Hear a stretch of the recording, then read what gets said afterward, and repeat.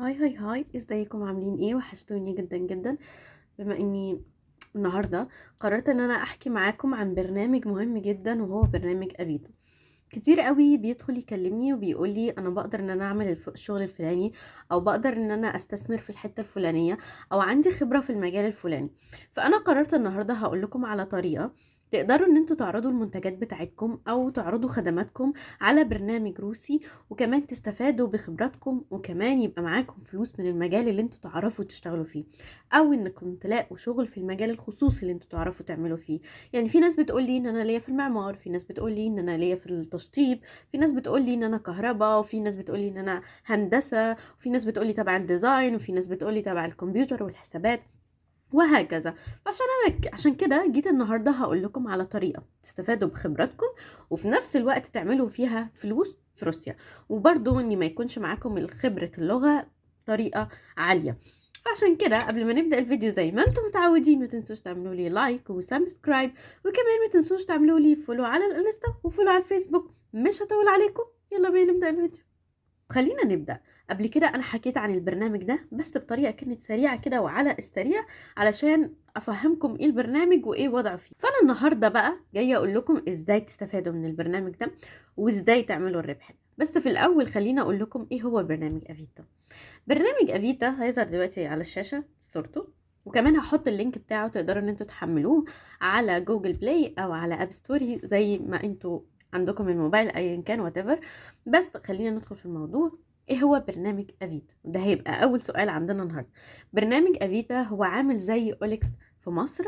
برنامج بتقدروا تنزلوا كل الحاجات اللي انتوا تقدروا تبيعوها او تشتروها عن طريقها، وهو برنامج افيتا. بس مش بس كده، مش هي دي النقطة اللي احنا محتاجينها.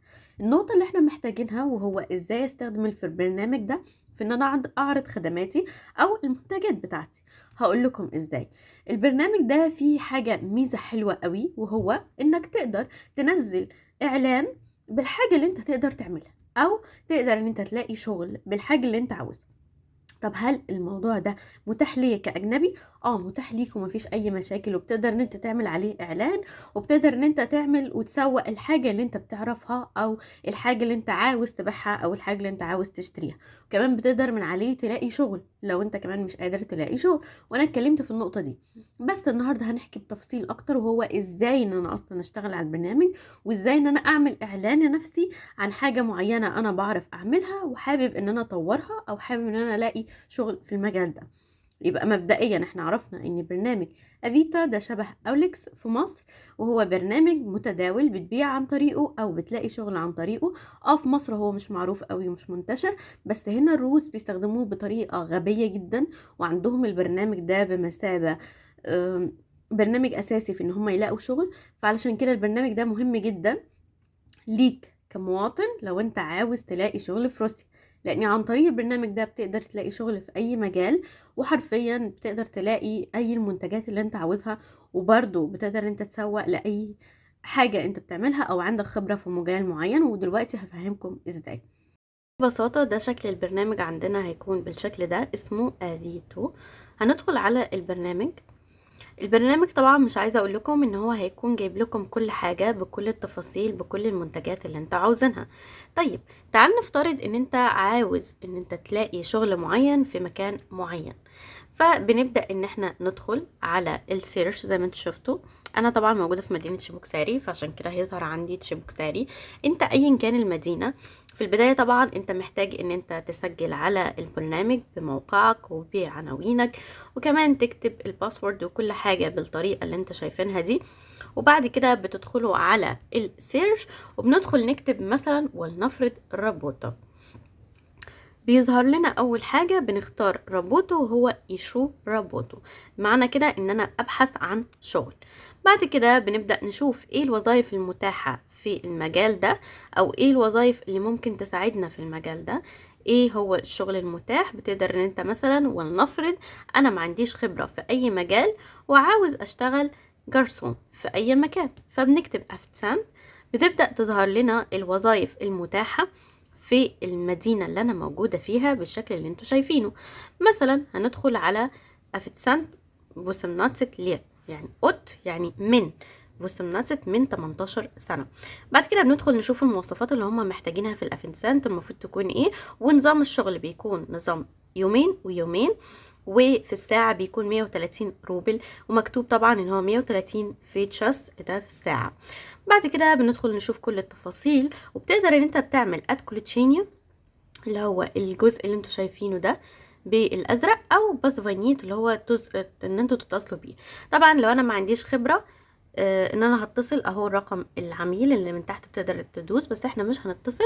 او ادكولوتشيت بيبقى الراجل بيقدر يتواصل عن طريقك بعد كده على الحساب او على المكان اللي انت موجود فيه، وبيبعت لك وبيقول لك فلان الفلاني وانت بتديله التفاصيل. ده بالنسبه لشغل الافيتس.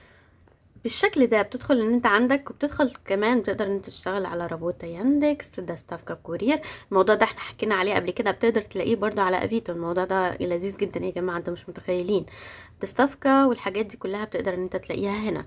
طيب لو انا مش عاوز ان انا الاقي شغل، انا عاوز اعمل بشكل اعلان زي الناس دي. ثواني كده هوريكم ناس عامله اعلانات، مش هي اللي بتدور على شغل، لا هي منزله لنفسها ان انا عايز اشتغل. فاحنا بنكتب اسلوبه، وبعد كده بنبحث مثلا. فبيبقى عندك مثلا اسلوبه اكسكافاتور، ولنفرض اللي هي بيشتغل على العربيات اللي بالشكل اللي انتوا شايفينه ده. ففي ناس كاتبه اني انا مثلا معايا العربيه دي، وبقدر ان انا انقل اي حاجه، بس في اليوم انا بصرف 1500، او انا هاخد منك 1500 بمقابل ان انا هعمل حاجه زي كده. وطبعا هو منزل عرض لنفسه او مسوق للحاجة اللي هو بيعرف يعملها. طيب انا لو عايز اعمل حاجة زي كده هيبقى ايه الوضع يعني، او ايه الحاجة اللي انا اقدر اعملها؟ هقول لكم دلوقتي.